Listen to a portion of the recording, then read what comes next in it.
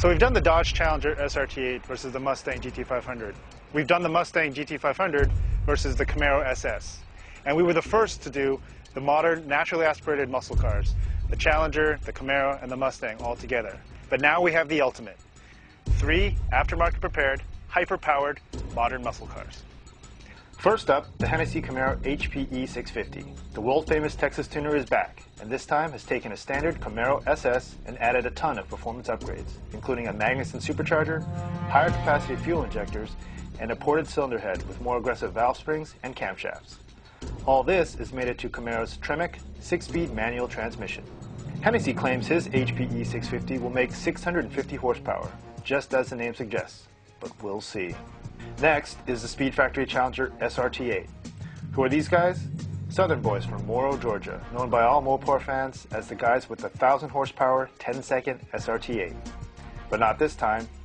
To keep things fair, they've brought one of their Stage 5 SRT8s, which uses an air-to-water, charge-cooled Vortec V3 supercharger with upgraded fuel injectors and better breathing from a cold air intake and Corsa stainless steel exhaust. It also uses a new, high-torque, 5-speed automatic transmission. The Speedfactory guys may be the rookies in this mix, but they're hungry for an upset. Finally, we have racing legend Carroll Shelby's latest creation, the Shelby Ford GT500 SuperSnake. This bad boy features a Whipple supercharged 5.4-liter V8 and a ton of underhood modifications, including twin 75mm throttle bodies, an upgraded drive shaft, and Borla exhaust. To get the power to the ground, the SuperSnake uses a short-throw 6-speed manual transmission with 373 gears. Shelbys are legendary for their unmistakable look and performance. Does the new SuperSnake live up to the hype? Now, because these aren't normal, manufacturer-prepared vehicles, we've expanded the Motor Trend testing regimen. These cars make wild claims about the horsepower, so we're going to a dyno first. Then, it's off to the test track for Motor Trend's patented instrumented testing, and then we'll go to a racetrack to see whether these performance modifications really do translate to the track. Now, these cars are the hairiest of the hairy. Each one of them makes well over 500 horsepower. So hold on tight, because it should be a wild ride. So we're here to use K&N's beautiful dyno facility. First up is the Hennessey HPE650.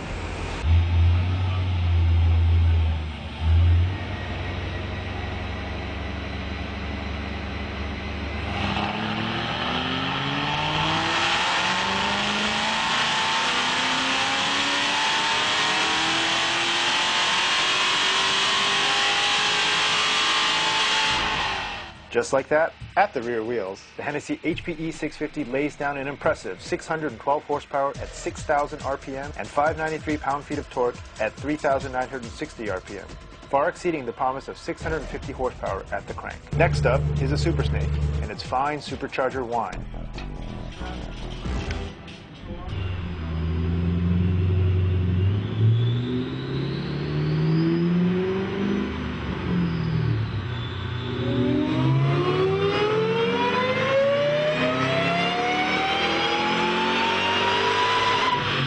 Incredibly, the Shelby makes more power than the Hennessey. At the rear wheels, 635 horsepower at 6,110 RPM. Torque is a bit less, 581 pound-feet at 4,750 RPM. Now, the Speedfactory guys had a lot of problems just making it to this comparison test, and ended up bringing an SRT8 with a less powerful engine than the 700 horsepower, 7.2-liter Hemi they had originally planned.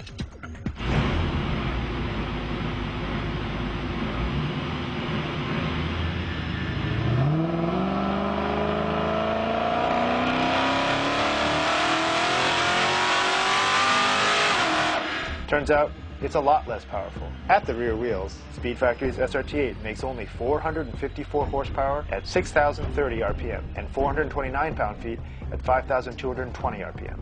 That equals about 535 horsepower at the crankshaft, but still is far less than what the SuperSnake and HPE650 put down.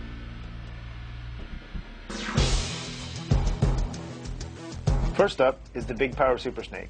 With 635 horsepower at the wheels, it's not surprising the Shelby has traction issues. Just listen to how it spins its tires through second gear. Still, it manages a 0 to 60 time of 4.1 seconds and nails the quarter mile in 12 seconds flat at 120.1 miles per hour. Next up is Speedfactory. Though it lacks the massive power of the Shelby, Their SRT8 makes up for it with sticky Dunlop tires and a fast shifting 5-speed. It manages a surprising 0-60 time of 4.1 seconds as well, but is slower than the SuperSnake in the quarter mile, clocking a 12.5 second run at 115 miles per hour. With big power like the SuperSnake and an independent rear suspension like the Challenger, can Hennessey's Camaro outrun them both?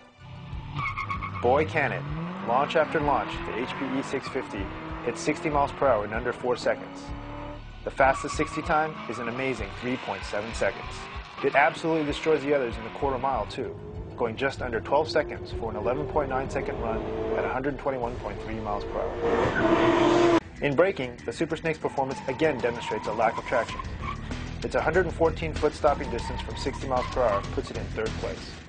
The HPE650 finishes second, but essentially ties the Speedfactory SRT8 with a distance of 106 feet. Big wheels and sticky tires help Speedfactory win the braking test in 105 feet. Too bad those tires don't help as much on the skid pad, where the Challenger ends up in third place with a lateral acceleration of 0.90 G and a figure 8 time of 25.9 seconds at 0.72 G. In second place is the SuperSnake, which lays down a 0.92 average G on the skid pad and a 25.7 second figure 8 at 0.72 G. And finishing at the top of the heap is the HPE650, which manages a 0.95 G on the skid pad and figure 8 time of 25.6 seconds at 0.75 G.